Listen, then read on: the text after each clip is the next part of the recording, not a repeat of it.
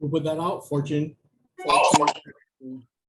It's pretty interesting. Was Honolulu on there? It makes sense. It's all the overinflated markets like Austin and Boise, Coeur d'Alene. What about Miami? I'll have to look. Yeah.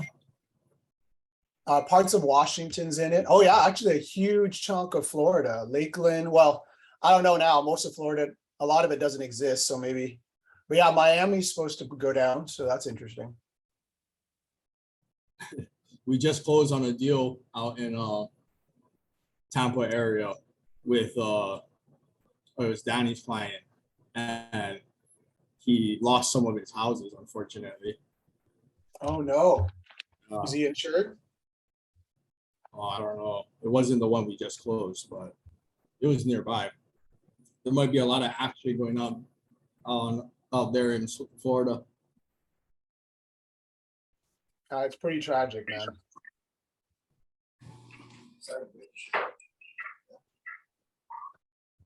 Well, there's a lot to talk about. We had the NPLA call yesterday too, so we get an update on that. Sweet. It's there's only like 3 of us with video on, so just you, me, and Jacob. We just talk to each other. Everybody else is hiding. Nobody did their hair. Nobody brushed teeth. Yeah. I see. Hey Ben, if you're there, thank you you sent a referral my way. I had a voicemail, but the person didn't leave their number. It was from Louis from Fremont Capital. Oh, yeah. Thank you for the referral. I just couldn't call him back. I couldn't find his number either. So yeah, I can probably get that for you. Awesome. Okay. Oh, thanks, dude. Yeah, thanks I can definitely get that for you. Yeah, no worries. I'm on the go today, so no camera, but I'm here listening in. I got you. No worries. Where are you today, Ben? I'm out and about. I actually gotta get my fingerprints done so I can renew my real estate license. Apparently, the fingerprints expired. There you go. Oh, yeah, dude. Real estate licenses are such a pain in the butt these days. I know. They just keep adding requirements. Are you only licensed in Washington? Yeah. Oh yeah, well keep it that way. I'm multi-state and it is such a pain. Like just when I think I'm on top of it, a state will email me and they'll be like in Las Vegas, I didn't realize that you have to have a business license in the name of your real estate company to have a license in Las Vegas. Oh man. So I just got a what do you call it? A penalty invoice. Love those. Oh jeez. That's crazy. Don't you? What? First name. It has to be the last name. My name? Yeah. You're asking me what my last name is, bro? No. Dude. What are you asking? No, you said you got penalized, right? From Nevada? Oh yeah, because you have to have a business license to practice real estate. Like you have to have a company to practice real estate, which we do. It's called Team K Co-op, but I just don't have a license like an actual. Yeah. So it doesn't matter. It has to be your first name or last name. It just has to be the company that you're affiliated with. That's fun. That's good. Ben, how's real estate for you going right now with all the changes in the market? Yeah, I mean it's definitely slowed down. It's crazy market. Just waiting for kind of some deals to line up, waiting for the prices to adjust accordingly. What's your focus, Ben? Are you mostly single families or what's your... Yeah. So single family flip and burr, although burr is pretty slim out here these days. Yeah, it's interesting. Although Jake and I just picked one up together, pretty happy about. We'll see what happens. Oh, nice. Where at? Tacoma, right behind the EQC, bro. Oh, nice. I know, it's a great location. Yeah, super great location. It's kind of fun, but that's cool. What's your brokerage? North Pacific Properties, out of the Linwood area. I've never heard of them. Yeah, we have one office in Seattle, and one office in Linwood, small brokerage. Nice. Well, we're gonna be looking for some people to join us for during the recession, so if you decide you wanna have a conversation, hit me up. All right. Always looking for opportunities. Yeah, well, but except our focus is investors and multifamily, so you'll have to learn all that, but it should be fun. Yeah, that's my favorite thing to do. I'm excited that you say that. My favorite thing is sleeping, actually, but I think real estate's up there like number 2, maybe number 3. Corey's actually my second favorite thing. Don't lie, it's ice cream. He's a. I felt so honored. I just left seeing Corey, and then I think I was on the plane on Tuesday night. No, Wednesday morning I was on the plane. I got a text. He's like, "I'm gonna fly over to see you." I'm like, "Bro, I just saw you like 2 hours ago. You want to see me again?" So, yeah, Corey's coming to the mainland. Come see ya. Try to check the chat. Thank you, Tammy. Oh man, looks like we got a light room. Oh, Tammy, you're licensed in Nevada too? Nice. I didn't realize you were in Nevada. Oh yeah, I didn't know. Yeah, I've been incorporated with Nevada corporate headquarters for 5 years. That's where my license is. I just I had a license with them in the late 80s, early 90s for a salsa business that I had. And they're just one of the best companies that I've ever done. I did it with the Secretary of State with my salsa license, but it's still a part of Nevada corporate headquarters. So it's a good company. Yeah, Take good will you shoot me their info? I'm gonna send you my email address real quick here. Absolutely. You got it. You're awesome. Thanks, Tammy. Hey, thanks. Happy to help. Yay, that's how we roll. All right, Hey, guys. Leo and Lisa. Nice to see Leo and Lisa. Yeah. Wow. Oh, I want to hear what you guys are up to. Thank you, Ben. Yeah, no worries. Any leads, needs, deeds, weeds, seeds? Kaylee, These good needs. deeds. No one. Oh, Joey. What's up, Hello. Joey? Morning. How's life? Well, it's every day is trying to get better. Still That's- still a that's grind how right it- now. That's how it should be, bro. If every day's getting better, you're doing good. Yeah. 1% Last week improvement Friday. a day will lead you to exponential growth over a year. Last week one of my friends messaged me. He is also an investor. He is asking me to find a property in the next couple months, and that can be good for cash flow. He wants to put 20% down. He's willing to spend $1.2 million max on something, or 500K on the neighbor islands. He said a townhouse or a condo is okay as long as it's a cash flow property and it's a deal that he cannot refuse. And he's looking for something like a pocket listing, not necessarily an MLS listing. I tried to show him there's a property over in Kamehameha Highway near Waihole Valley Road. I think that's my friend Josh Sakatani. Him and his broker had a listing at 745 for a 3x1. My broker, I told him about the property. He said that his numbers would be off. According to what he's selling his message, he said that, let's see. He told me that his mortgage would be looking at 4,100 with 25% down plus $400 property manager fees, and he doesn't think it's gonna cash flow. So that's kind of like what I'm looking at right there. So I mean, if anyone knows of any properties that could be cash flowing, he would like me to work with him as the buyer's agent in terms of that. Well, Joey, I think what would be best is to set his expectations, because it's very hard to cash flow here in Hawaii. We're not we're not in a cash flow market, right? So, and it's because of the price point. So if he's expecting to go up to 1.2 million, it's highly likely he's not going to cash flow, especially with interest rates being so high right now. So you kind of got to bring him down a little bit and his realization, right? There are places though. So what he's looking for is a deal. And sometimes you got to sometimes you have to rely on forced appreciation in order to get that equity. So where you can cash flow, right? So you have to buy, maybe he has to start looking at fixers, buy a fixture at a really good price, fix it up, and then do a refi, a cash out refi on the back or something. That, and even with that, you might not cash flow, here in Hawaii. It's very, very hard.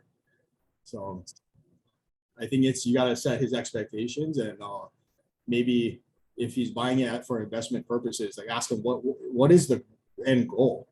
Is his end goal passive income? Because there's other ways to get passive income while investing in real estate without having to put so much down, and rent it out. He could lend.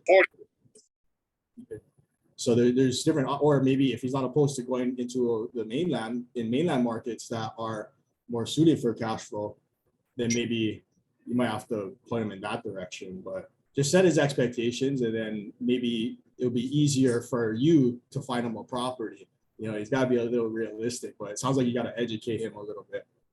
Okay, because he already has like a portfolio where he has like other properties that he's already been experienced with. He just so happened to hit me up and just wants to help me out and find him something. So Well, they're I'm trying out to see- there, sure. So if anybody has any leads on maybe a property, who would be good to talk to is some of the wholesalers. Because wholesalers. they get a lot of those properties that, maybe it's a military family and they need to move out. And the property it's not in distress. The only thing is the urgency to move out. Perhaps finding a property like that, you might be able to get at a price where you might be able to cash flow a little bit or break even, Yeah, so If anybody has a property, he said he's build- not trying to. He said he's not trying to find something that will break even. He just strictly wants cash flow. So out of that, what do you think? How much does he want to put down, Joey? 20% down. So that's your other challenge, is that when you're putting 20% down and you're carrying a mortgage for 80% at 6.5%, it's going to be pretty tough to cash flow. But the best way to do that is definitely everything that Corey said. And I would really take a look at what options he has on the lending side that would help maybe increase the cash on cash. Because cash flow is going to be rough if you're only putting 20% down. Now, if he's putting 50% down, then you're going to probably have some equity in there and then probably have a greater chance for cash flow. He But said he you wants time- 5. He wants 5% COC return, according to what he told me. that's hard here. That's very hard here. Yeah, that's pretty. When he says he has a portfolio, you may ask him where are his other properties at, and Yeah. maybe he's not as familiar with the Hawaii market. But yeah, we don't purchase anything for long-term holds in Hawaii right now because the cash on cash and the cash flows is definitely not as strong. It Well, just, it's like- prices are too high. Yeah, I see his point though, because I look at myself, right? Like if we are gonna retire, I'd like to move the assets here, in home base, so that there is value in having your investments and your portfolio in your backyard. But like your goal is saying, is like if the goal is return on investment, then it's definitely not here for long-term holds, right? And I use that example with Jacksonville and Honolulu all the time, right? Like, because you clearly see the difference in the returns. But if you held on to the Hawaii, since Hawaii is such a strong appreciation market, if you fast forward 10 years later, right, the Honolulu investment might have outperformed the Jacksonville investment because of appreciation. But since, we're savvy investors and professionally trained, like we don't make decisions based on market appreciation, right? So, but with that said, there is value in having, I feel, a lot of your assets kind of in your backyard, Plus, if you're like from Hawaii and if he's born and raised in Hawaii, I'm sure he wants to build a Yeah, legacy. this is one of my high school friends. He's 3 years older than me, but like he works construction and he's got and he's been investing for quite some time already. Yeah, well, he might not know he has other options, right? So at least educate him a little bit so that he's aware. And if he's fully aware and he just wants to keep his legacy here in Hawaii, then we'll help him find a place. If anybody kind of has a property that they know of that kind of fits what Joey's client is looking for, please reach out to Joey. Joey, maybe drop your contact in the chat again.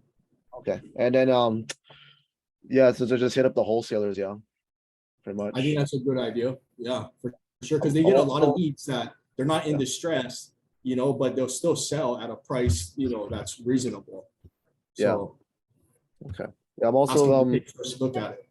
I'm also having lunch with Indar this afternoon too, so I'm gonna talk with him about that as well. He told me, and then I didn't tell him the part where I said, oh, if I get him something, he'll work with me as the buyer's agent. I didn't tell Indar yet, but I'll discuss with him later on today. I think that's assumed, right? But it's always best to set those expectations up front with anyone. Yeah. But I'm assuming that's your client, so but definitely make that a point to to set up front. Right on, Joey. Okay. All right, guys. Well, happy Aloha Friday. It's the beginning of the fourth quarter. It's my favorite time of the year, honestly. I love this time. So, no agenda today. Just It's like running by third base headed towards home. Yeah, as you end the year off, and it's kind of got this suspense to it, this excitement to it, and then you add the context of this correction or recession that we're in, and it's kind of an adventure. It's definitely something we haven't been into for quite a while.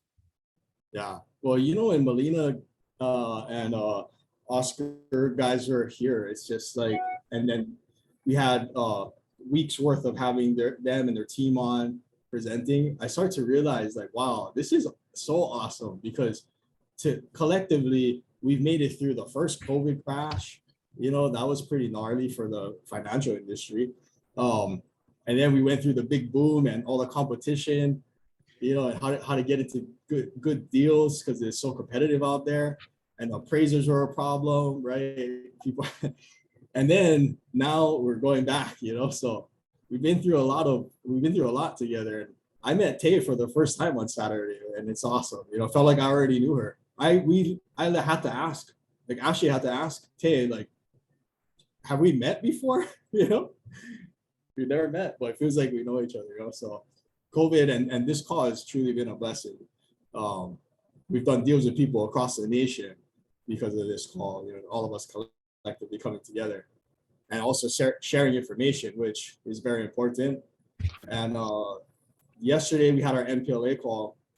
So just to give you guys a brief on how that space is looking, it's not looking good. I'll tell you that.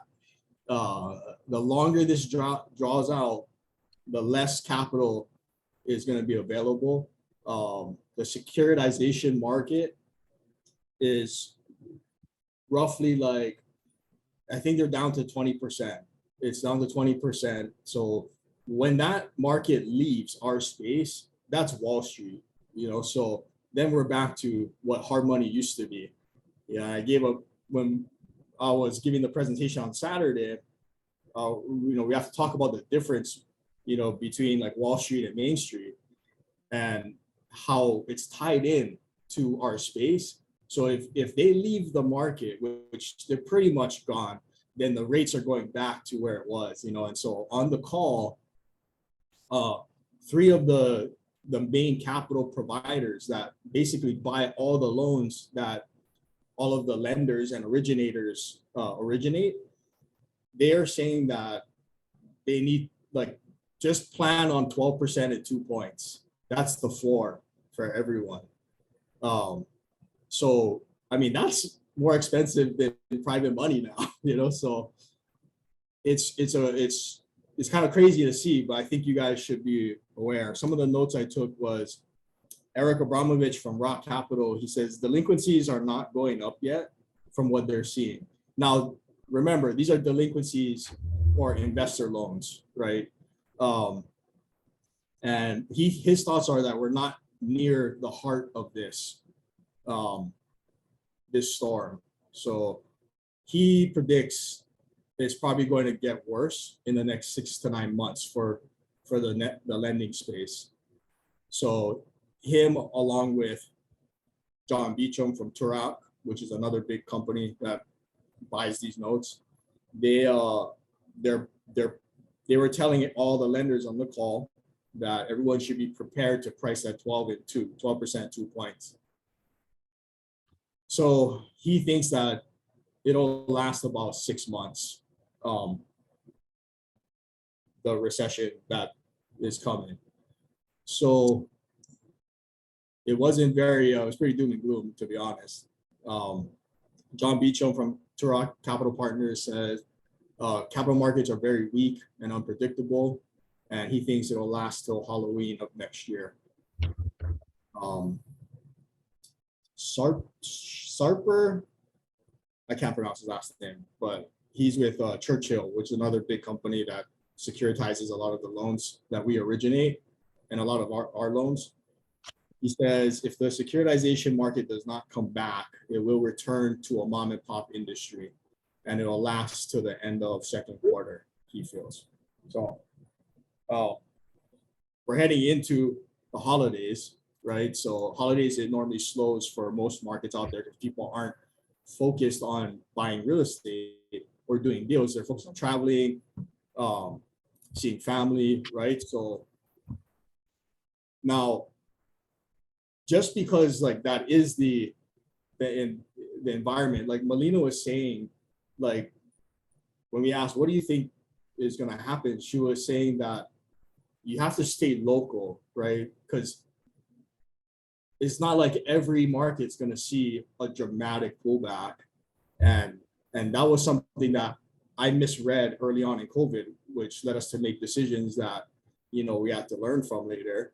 So staying local is very important. And another example is actually when everyone else is cutting their leverages and increasing their rates, our leverage went up and our rates are still at the same price. And if anything, they might start to go down, you know? So we had a mentorship call with one of our mentors, Mark Filler, who he's been around the block. He's known for originating over $300 billion in private mortgages.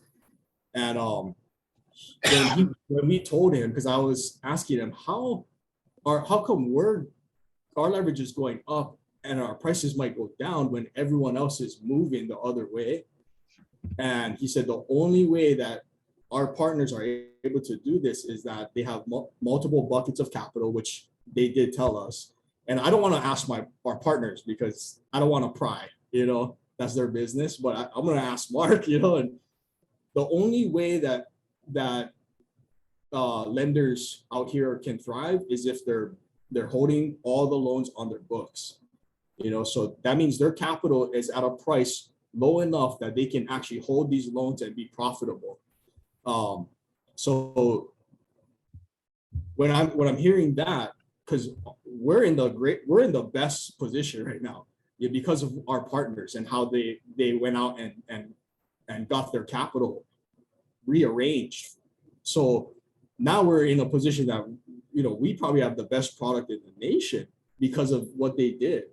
And the big lesson for me was that just because everyone is, you know, the whole industry is moving one way, it doesn't mean that that's where everyone's going to head. We have to find the opportunities that are available for us. You know, like our partners did, you know, I don't know what they did, but I mean, I know they secured a new bond, right? So, but that's it.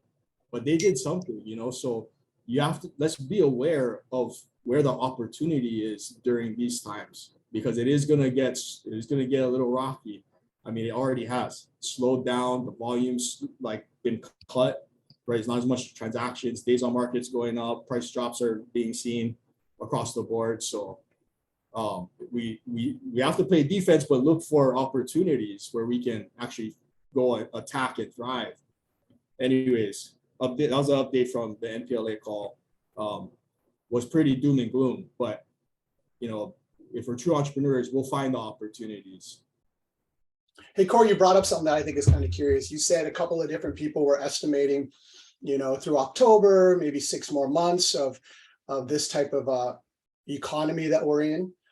Just curious, drop in the chat if everybody wouldn't mind. How long do you think this is going to go?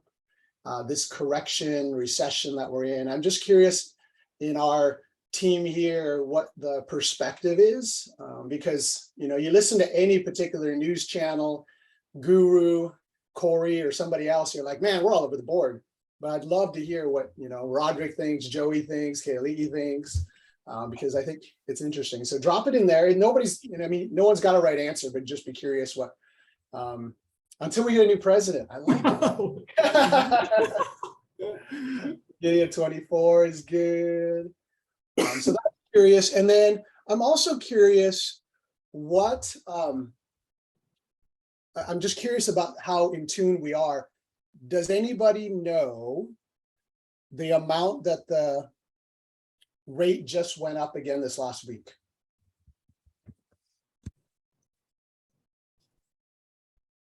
Can you say the question again? Yeah, do you, so the Federal Reserve was setting rates this year several times, and just this last week, I think it was on the 21st or 22nd, they just set another increase. Anybody know what that increase in the federal funds rate is? In the chat, they said 0.75%, but I know that with our buyers, we got notified by our lender that on Tuesday, the rate went up for VA 7%, for conventional as low as 7.25%. And then yesterday on Thursday, it went back down to 6.5% for VA and about 7% for conventional. On interest rates, right? Thanks, Ashley. That's right. It's crazy, isn't it? 7+%. For Crazy. VA, yeah, that was crazy. Yeah, and the complication with VAs too is that they have loan limits and a lot of other restrictions. So it makes buying power pretty tough and qualifications. That's But the interesting. loan limits in Hawaii on Oahu is going up in January from up to $1,070,000. So makes it a little easier for anyone who's, you know, flipping houses. It keeps them under the jumbo rates, the buyer pool. Gotcha. That's good. Well, So Fannie and Freddie, right? They're saying is they're not buying, like, it's, I think they're tightening up their guidelines a lot too. So it might be the same even in the conventional space. Yeah. Yeah. What I love about this group here, and we have a little smaller group this week, is that, like Corey, you said earlier, we've been at this together for now, gosh, almost 2 some years. And it's exciting what we've come through. We had no idea we'd get to ride through a pandemic, up through a climbing crazy market. And then now we're hitting, I mean, highest interest rates we've seen in decades, right? And a very uncertain market. Lots of layoffs here in Seattle. There are layoffs upon layoffs, like big companies, T-Mobile's, Amazon just ceased building all their new buildings, which they were doing a bunch of. I'll tell you my concern. Well, I'll tell you my cry to all of us is let's stick close together, because I truly believe the next 24 months are going to be the most exciting 24 months in real estate for those that are in the real estate market. And I feel that for a number of different reasons, but largely because there is a lot of uncertainty. There's a lot of confusion. There's a lot of fear, and people just don't know how to strategize in the midst of confusion, uncertainty, or fear. You know, so strategy with those 3 presuppositions makes the strategic planning almost impossible. But that's where this group can be so powerful. So I'd encourage us each week, you know, for the next 2 years. So Corey, I guess we ain't done. Like every once in a while, Corey are like, do we keep Coffee Talk going or do we not? But I mean, now that we're hitting into one of the most exciting times, I think, in real estate, I mean, really in every aspect, but I mean, for those of us in real estate, I think we really got to stick together. And if you're hearing anything during the week, like clip that news article. If you're getting a stat off of a conference call you're on, like pull that stat, validate it, bring it on Fridays so we can all learn together. Because the better informed we are, the better decision makers we are, right? And so that's my critical priority right now in this season. We have a whole lot of, I'm like Ashley, we've got that brokerage. And then of course, Corey and I have the lending side. We have a construction company. So every one of our businesses hinges on the Federal Reserve, federal funds rate, which then ties to the interest rate. So if we misinterpret what's going on in the economy, we're royally crap up the creek kind of a thing. And any of us that are flippers or holds or Airbnb folks, like every one of us are going to be impacted. And so it's super important. If you would agree to stick with us for the next couple of years, do your homework and come on Fridays, will you just say I'm in the chat? As just kind of a commitment to say, hey, we're going to learn together because we got to do this together. There's so much uncertainty out there, and I'd love to just see us work together. Thanks, everybody. It's exciting to see that. So, you know, Corey and I are in, so we're going to keep trying to show up every Friday unless we're on airplanes or we're sick with chicken pox or whatever else is going around that week. But let me just tell you what my concern is right now. And I don't mean to be doomsday because I'm usually like between Corey and I'm always the optimist and he's always the realist. I'm like, yay, let's do this. And he's like, yeah, but, and what else, and what if? But I'm usually very much the positive. But at the same time, I feel like realism tied to information gives you the opportunity to be optimistic. So I'm very optimistic on the future, but I'm also very cautious about my optimism. I don't know if that makes sense or if I'm schizophrenic in my own head, but it makes sense in my head. So I guess in my world, that's okay. Thanks, Christine, for counting. We're counting you in for sure. So here's my concern is that the chairman, what the frick is his name? Jerome Powell. So Jerome Powell has said that he is going to fight inflation. Inflation now has gotten up to the 8 to 9% range, right? And the thing is anybody know, or can you remember what Powell is committing to bring the inflation rate down to? Like throw it in the chat if you actually can remember. It's kind of all over the news. It's kind of a big deal. 5%, 4%. I feel like an auction. Come on, 5, 4. Who else is in there? Come on. Not sure. That's all right, Kaylee. Who else? Who else? Throw in a number. 2%, Ben. Who else? In fact, while you guys are looking at that, I'm going to find an article for you guys real quick. Anybody else want to throw in something? Come on, it's kind of fun. It's like a game. I don't mean to be preaching it, by the way, too. So I'll try to tie this up as fast as I can. But I want to drop this. I don't know if I can drop it in the chat. Shucks. Anyway, so you can find it. Bloomberg, actually, it's an article I was reading earlier. If you don't recall, Powell's commitment is that inflation is going to be 2%. So that's his aim, is to get inflation back from 8% down to 2%. Last time we had 2% inflation was actually March of 2021, if you recall that. So 2% inflation has gone super crazy. Costs have gone up, gas has gone up, milk has gone up. I mean, milk was expensive in Hawaii as it is. Now it's like astronomical. Gas is astronomical. So Powell's strategy to bring inflation down, which he's committed to, is he's going to raise the federal funds rate, which then ties to the interest rates. So the federal funds rate is what you hear that they keep saying on the news. The Federal Reserve is meeting again, and they're going to increase rates again or evaluate it. So they meet several times a year. If you recall, they met in March and they increased it 0.025. They met in May and June, July. They just met in September and went up 0.75 point, 0.075. So every time they're increasing the federal funds rate, it increases the interest rate, right? And the reason Powell's doing that is because he believes that increased interest rates will slow down the market, what CNN calls a soft landing. So that way it slows down buying power so we can bring inflation down to 2%. Everybody tracking so far? It's kind of like an economics lesson, but it's actually really interesting. And I'm almost done. So here's the interesting thing. In March of this year, Powell started increasing the rates, right? We had 5 increases over the last several months. So several months, Powell's increased the federal funds rate, which then increase the interest rate, which should bring down the inflation rate, right? That's his whole strategy. The interesting thing, if you look at since he started raising the federal funds rate and the interest rates kept climbing, the difference in the inflation dropping over the last 5 months, anybody want to take a guess?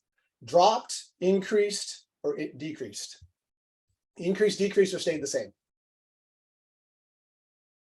The anticipation, tell us. Anticipation. So here's what makes me nervous. Yeah, Stephanie, you're spot on. It basically stayed exactly the same. So we've had 5 increases in the federal funds rate, 5 incremental increases in the interest rate, and the inflation rate is still right hovering in that 8% range. And remember, what's the target that Powell's trying to get to? 2%. So we have a 6% delta between where we are today and where Powell has committed to. And he has even stated, if you go like on CNN and Google this nerdy stuff, which I really get excited about, if you Google this stuff, he's like, it's going to be painful. There's going to be job losses. There's going to be a lot of pain and blood before we get to where we're going. And he uses the term, I'm not going to stop until the job is done. And the job is done at 2%. So the federal funds rate went up 5 times, right? Inflation has not gone down at all. And so we have a 6-point delta between where inflation is and where he needs it to go. So keeping that in mind, I would say we are in for a very long, hard road ahead of us. So it means that he's going to be increasing rates continually, because in order, that's his strategy, keep increasing rates until the economy slows down so much that inflation drops to 2%. So that means that I predict, I was saying for a while, we were going to hit about 8.5% a couple months ago. I'm thinking now our interest rates that Ashley and I deal with every day, this is outside of like bridge lending and the hard money space. I mean, just even on the regular side, we're going to start seeing interest rates climb up probably close to 10% on the interest rate side, because the federal funds rate has to keep going up. So that's the really crazy thing about what's happening right now, is that if we're in this mindset right now that this is just short term, it's no big deal, we're going to have to really wake up and get some coffee, because there's a lot changing extremely fast. So the federal funds rate, this is super nerdy, is 3.08% today. Totally looked at that because I've got a couple of YouTubes I'm writing. The last year at this time, it was 0.08. So just went up 3%. So it's pretty huge increase over just a short period of time. So the takeaways from all of that is simply a couple of things, in my opinion, is one, we're in for a long haul. So we got to stick together. We got to learn from each other. Number 2 is really plan knowing that interest rates are going to continue to go up. And so if you're working with clients right now and looking at investment properties, it's going to get tougher and tougher to find assets that are going to actually make sense from a cash on cash basis, and on a, like Joey was saying earlier, on a cash flow basis.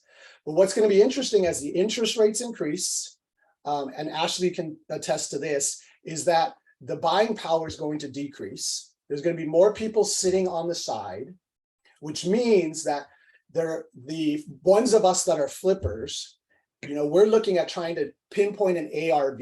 So when you're pinpointing an ARV in 6 months to 12 months, be cognizant of the fact that the interest rates are going to keep climbing. So whoever's going to buy your house is going to have to try to figure out how to qualify for your home. So really be thinking of that. And if you're buying a BRRRR, realize that in about 12 months, you're going to need to get a takeout and you're going to refinance it, but you'll be refinancing at a higher interest rate. So again, be considerate of what you're buying it at now and be really thinking through how you're running those numbers. A couple of gurus out there, like, what's the Rich Dad Poor Dad guy? Ken? No? Kiyosaki. Kiyosaki, yeah. I read an article that he was saying that there's going to be a lot of investors that are going to go under in the next 2 years, because too many investors are buying too high, and there's not going to be enough in there when the interest rates go high. The good news is anybody who's in rental properties or multifamilies, the number of renters are going to soar through the roof in the next 2 years, and rental rates will continue to go high. So it's a great time to get into the rental space, purchase multifamilies if you can, a duplex, a triplex, a fourplex, because rental rates will continue to soar because people can't afford to buy, and the demand for rental housing is going to go up so much that that's going to drive price. So anyways, that's my little nerdy take for this week. Thanks for listening to me. Hopefully that's helpful. Bottom line is that we're in for kind of a journey, and it's going to be an exciting time. If this is ever helpful to you guys, I'm happy to try to update you like this. If this is just stuff that I love and is super fascinating. Oh, Stephanie, right on. I'm glad that was good information. It's yeah, now more than ever we have to pay attention to this stuff because things move fast now. Usually in real estate, right? Like you have some time. There's some leading indicators and stuff. I think we've gotten all the leading indicators we can, you know, and you want to stay optimistic, but at the same time, there's blind optimism, you know, sometimes, and that's even more dangerous. I think we have to look at what's going on for what it is, and also know that when Powell makes these announcements, even though I think he's been very transparent, maybe a little too transparent, like you have to read between the lines too, because he has to be careful with his words, because the markets hang on to every word that he says, right? So his speech is planned, you know, and he cannot sway from it. So we have to read between the lines, and that's what Kekoa is telling us too right now. It's like, think about it, guys. We had how many bumps already? How many rate hikes have we had? And look at inflation. It dropped what, 20 basis points? Barely anything. You know, like what is it? How are we going to do this? You know, my concern is that we're addressing the demand issue by raising, you know, the Fed rate to make money more expensive for everyone. And normally that helps bring down inflation, but these aren't normal times, you know, like, so we have there is issues still with the supply chain in all sectors. There's a war going on, you know, so there's disruption amongst all types of governments. So, and as much as we're dealing with here, I think what John Hornick at Pitbull Conference was saying, because he's in the political world, like we have to remember that there's other countries that are facing worse scenarios than we are, you know, so we have to be grateful for that we do live in, you know, the greatest country in the world, in my opinion. And the fact that, you know, we'll trust that we'll do our best to trust that, you know, that the people leading us have our best interests at heart. But we can't just rely on that. We have to fend for ourselves. We're entrepreneurs, so we have to move with the times. And now more than ever, like Kekoa was saying, we got to stick close together. You get through hard times together, right? And John Hornick too, who's our mentor, also said, is like the guys that didn't make it through the COVID crash was a young, hungry team just like ours. And in fact, the CEO even told Alex and I and Kekoa, he's like, I'll put my team up against any team, you know, and I respected that. But at the same time, that's why we have to ask John what happened to those guys, because we want to learn from, you know, whatever mistakes were made. And he said they didn't have the right relationships, right? So relationships are so huge, especially during these times. Now, I don't know if you guys saw me post a little clip. I wish I held it longer, of the lenders who are on stage. Okay, this is the capital providers panel. And it's just a minute long, so I want to share my screen and play it. But listen closely, because Jeff Tesh, who's CEO of RCM Capital, right? It's a pretty big private lending company out there.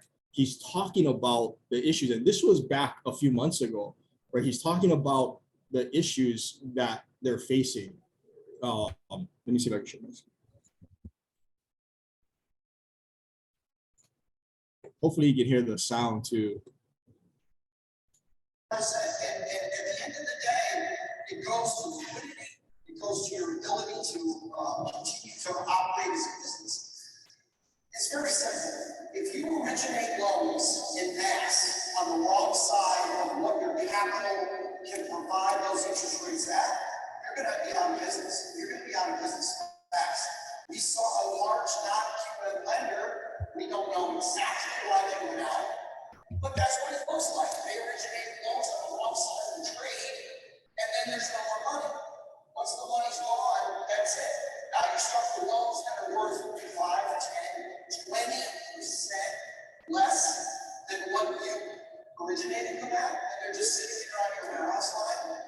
That's scary stuff. And then people, yeah, exactly. People think the rates are going up. I don't like the price today. It's going to get better. And then they got your floating rate warehouse line. Banks. You guys hear the audio okay? Kind of fuzzy, but got the hint. Okay. So what they're saying really is, Jeff Tesh is saying that he's talking about a big non-QM lender, right? He's talking about Sprout Mortgage. I don't know if you guys heard of them, but they were a big non-QM lender. I didn't even know they were in our space, but they went out of business, like 700 employees, lost their jobs. And what Jeff is saying is that those guys, during the heat of all the inflation and all the excitement, and then there turns greed. They start originating loans. They probably fell into that trap of competing for business in a very competitive environment. And since they were the big dog in the room, they could push a lot of weight, right? It's kind of like Zillow and the iBuyers guys coming into our space. So they got very aggressive, and they basically priced themselves out. They originated a lot of loans that they could not fulfill once the interest rates started going up. So they got caught up, I feel, in the frenzy, and they were racing to the bottom. Everybody was like dropping their rates just to compete for the business. And they went out of business because of that, is what it sounds like. And then the guy at the end talking is John Beecham from Turok, and he's one of the pioneers of private lending too. And I wish I caught the end of that, but what he was saying is that not only that, but they have to, if they can't sell the notes to recapitalize, then they have to hold those loans on their warehouse line. And the warehouse lines in our space are adjustable. So they adjust to the given rates. So if they originated loans at, let's say, a hard money loan at like 7%, right? Because that's what people are giving it out at, 7%. And with the rate hikes, now you're 2%, 3% higher, right? And so they're saying, well, we're just gonna wait it out. I'm gonna sell my note when the rates come back down, but the rates haven't come back down, and not only that, but their warehouse lines, the interest rates on the warehouse lines are going up, they're adjusting. And so now those loans are upside down. Now it's toxic assets for them, and then they go out of business, right? So the scary thing is that if your lender goes out of business, it's very hard and difficult to get your draws. Okay, it's very hard and difficult to get payoff statements. Sometimes they go out of business and that's it. I've seen people get stuck with properties because they couldn't reach the lender and get payoff statements, so they can't sell the house with clear title. That's a big problem, and that's what we were afraid of during the COVID crash, because we're starting to hear that our lender was holding draws, or the other lenders had draws that they could not fulfill anymore. And that's when it gets scary. Like Jeff Tesh is like, that's scary stuff. Like that's how you go out of business, even a big business like Sprout Mortgage. So we got to read in between the lines here, and take this information and not just sit on it, because this is real shit going on. These are real conversations that are happening behind the scenes as investors, because I know I'm an investor too. Like, I know that we're not aware of how fragile our industry can be sometimes, because we talk to the guys who control the money, and when you talk to them, when the times are great, like everybody's winning, it's all good. They're like masters of the universe. But in these times, you start to see who really are leaders, stepping up, leading the NPLA and guiding us into how do we perform in this market? How do we get a return on our investment in this market without losing everything, right? So we got to pay attention to the smart guys in the room, and read between the lines. Does anybody have anything to say about the market environment that we're in before we maybe move on to something more? Maybe we talk about opportunities. Yeah, exactly. Right on. We got a hand. We got a hand. I love a hand. Adam. Adam, What's up, guys? Can you hear me? Yeah. How's it? What's up? What's up? Yeah, I just wanted to kind of share what I've been seeing in my industry. I'm in the oil and gas, energy sector, power generation. So one of the big things that I think we should also be concerned with is, you know, the energy sector here in Hawaii. I know it ties into real estate. So like right now, our biggest concern is a rebound in the economy because of the lack of resources that we have. So the whole thing with I don't think everybody realized how much we relied on Russia, not just us, but a lot of the country, a lot of other countries. So a lot of the natural resources that Russia has was supplying a good chunk of the world. So like right now, we don't see, on the oil side, we don't see gas prices coming down anytime soon because we gotta, you know, basically we buy from different countries now and Russia was the cheapest.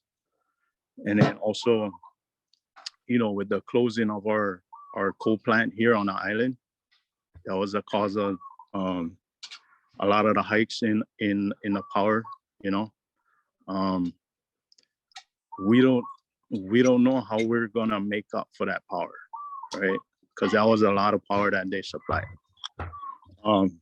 Everybody keeps talking solar this and, you know, turbines that, but, you know, it will take a lot. It will take, you know, it'll take a lot just to recover what that one plant was putting out for the island. So, Yeah, like our electric and water bill went up like 40%. hey, it's not gonna stop. It's not gonna stop. So we keep trying to go green, which, you know, that's the dream, right? Everybody wants to go green, but, you know, the cost of going green is just, we don't see it. We don't see it happening anytime soon. There's nothing cheaper than oil and coal right now. And I'm sure it does tie into real estate because they're not going to want to build, you know, it's going to get harder to build bigger, you know, developments, commercial buildings, if we can't supply it with, you know, the necessary power. So I know there's some European countries that, you know, they're just devastated right now because of the war and not being able to get natural resources from Russia, you know. Especially where it's cold, you know, people are like freezing, you know, they can't, like here in Hawaii, we lucky, you know, we get to, you know, same weather all year round, no worries about anything, but in places where, you know, they have the seasons and it's really bad, bro. It's really, really bad. So I think that's going to play into effect. Like, you know, we gotta, even if everything we wanted to rebound, I don't think we could unless we got all of that situated. That's a super good point. This whole, since the pandemic to today, exactly what you're saying is I think we're realizing that our world needs each other more than we've ever realized it before. And I think we were all so focused on our own countries and our own worlds and what we do. But until a portion is gone, like kind of like when your arm is gone or your foot is gone, you realize how important that piece was to your body. And it is, we're also interconnected and all of our economies are connected. So when we're talking about inflation in our nation, it's actually, we have a global inflation problem. And like you said, a global supply chain issue, and it's not going to be a quick solution to all of that. And what I think is funny though, is I'm so glad you brought this up, Adam, and it's so insightful. But what's really interesting to me is how naive people are to think that they don't need to pay attention to that because it doesn't concern them. And I have coffee with people sometimes, they're like, no need to worry, bro. I'm like, what are you talking about? Like, if you don't worry about this, then you're going to be left in the dark. You're going to be confused. You're going to make bad decisions. You're going to spend all your money. And then when your HECO bill goes up 40%, you can't pay your bills. And then suddenly, you know, your life is in crisis. So yeah, that's or your tenants can't pay their bills. Tenants can't pay You know their what I'm saying? bills. Like yeah, this is we have to look at this from all angles. There's a war going on, pandemic, supply chain issues. Like these are interesting times, you know. And thank you for sharing, Adam. And yeah, we've been hearing about this for a long time, that Russia, like Germany, countries like Germany, they're kind of at their mercy. Like they got to figure out, you know, they have a big energy crisis, and winter is here. You know, like it's already getting cold, I'm sure, maybe in those areas. Like, what are they gonna do? And Adam's right. Like, this is exactly what Elon Musk is saying. It's like that's the dream, is to go green. You know, like, and he's kind of leading the charge with his companies, and he is saying that we need oil right now. We need oil and we need nuclear plants. The fact that they killed some of the nuclear plants in Germany, you know, like that they're going to pay for that now, you know, and people may lose their lives because of that, because they took some of those plants out. It's like, we got to be very, very careful when making the transition, just like anything in business. If you're changing up a process or something, you got to be very careful with that. It's fragile, right? So thank you, Adam, for sharing. That's great insight. That's crazy, because yeah, you hear about energy problems, and then like I didn't even know that they took out a plant here. Yeah, it's would have been told it, but it just I did, like Kiko was saying, it just went right over my head. It's all right, how, you know, not even thinking twice about how that could affect us. And now, you know, thank God for this call and you coming on. You know, you can give us the awareness, and then we can try to see how will this affect us. Because yeah, if you can't pay your bills, your electric bills, or if your tenants cannot, that affects us in a big way. Well, yeah, it's a lot, man. I mean, if you look at it, I mean, you can Google and do the math, but the plant that they took out was 180 megawatts, which is a lot of power that we got to replace somehow green. So I hope, you know, we don't see it happening without, you know, a lot of costs being involved, a lot of costs being put on us, you know. So, you know, what we are seeing is, you know, a lot of the, you know, Hawaii, right? We all trying to work this out together and trying to figure out one solution between all the big players in the energy sector. You know, we're trying to see how we can help each other and do this and do that, but it's a lot to think about. You know, food prices, because of the gas, you know, we ship everything in. It's not going to come down. It's going to go up, continue to go up. So, you know, we got to make sure we supporting local, you know, as much as we can, and just stick together. And also, you know, we got to think about consumption, right? How much we consuming, you know, all these, you know, do you really need the AC today? Or, you know what I mean? Stuff like that. Yeah. We got to start making those choices. But, Sure. yeah, appreciate it, but I just wanted to share. No, thank you, Adam. And yeah, I'm happy to hear that, you know, you said even all your guys' competitors and stuff, everybody's kind of getting together, like, okay, we're all bleeding here. Like, how do we get out of this? You know, that's exactly what needs to happen. That's exactly what the private lenders are doing. All these big companies in the NPLA, that's what they're doing. How do we get through this? The capital providers are like, well, guys, we can't price anything less than 12% and 2 points, because otherwise, you know, we're gonna lose. So plan on 12%, 2 points. Those are that's them working together. That's what we need to do, right? As a group here on the investing side. How do we get through some of this, you know? And if you have resources that you feel that somebody could use, you know, like put it out there. Obviously, it's business. We still have to make sure that we can survive, but you know, there's always a way that we can work together, you know. And if it's the guys who just throw their hands up and be like, nah, sorry, I can't help you, right? Then that's like the red light thinking that we don't need in these times. Like, there's always a way to work together. So, well, I'm glad that we're all in a position that we can meet every Friday, you know, and we're not, you know, if anybody does ever need help, just reach out. This is what this call was for. So, but other than that, okay, cool. I'll let you take it out. Happy fourth quarter, everybody. Let's finish strong. let's finish on a positive story. Does anybody have anything like a deal going on or like, okay, cool. Tell us about an update in Vegas. If it's negative, I don't want to hear it. I'll just tell everybody from my experience, multifamily space is the place to be in.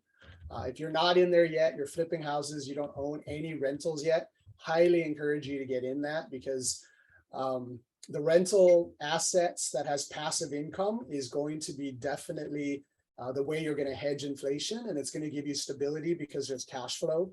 And cash is king as the economy continues to get more uncertain and energy prices go up, gas prices go up.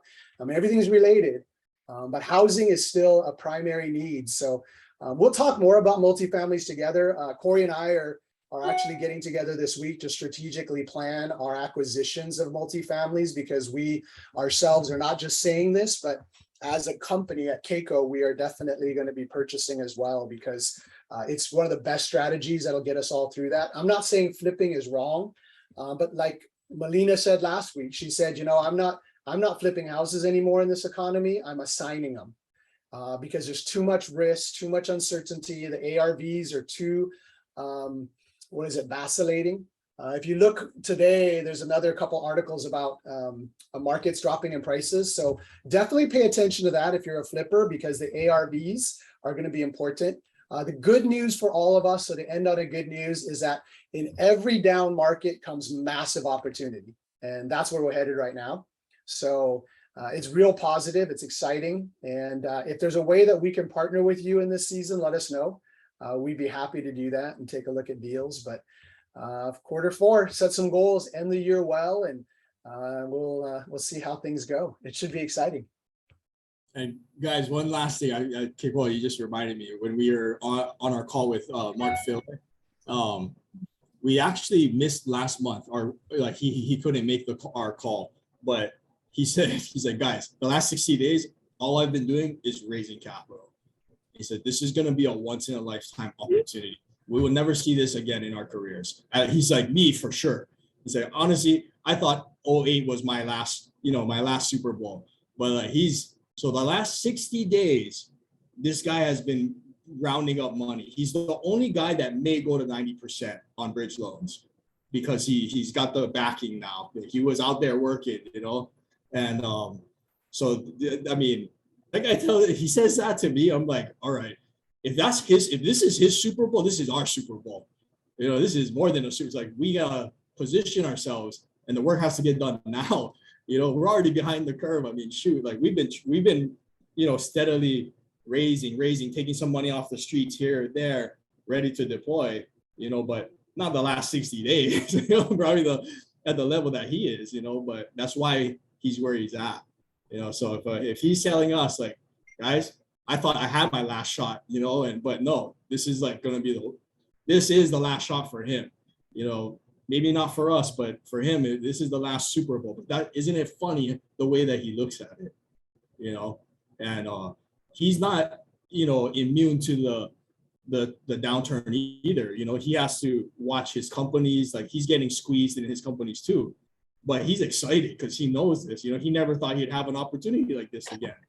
So he said, like, this is our shot, guys. You may not see it again, ever, an opportunity like this. So if this is a once in a lifetime opportunity, shouldn't we give it our all? So that's what me, Kekua, all our teams, Ashley, Oscar at New Wealth, like, and Melina guys, that's what we're doing. That's why we are meeting. So if you guys are interested too, like, give us a call. Let's see how we can work together, or at least maybe help be another brain to help think through where the opportunity is for you. So happy Aloha Friday, everybody. Hope you guys have a great weekend, and we'll see you guys next week. Aloha.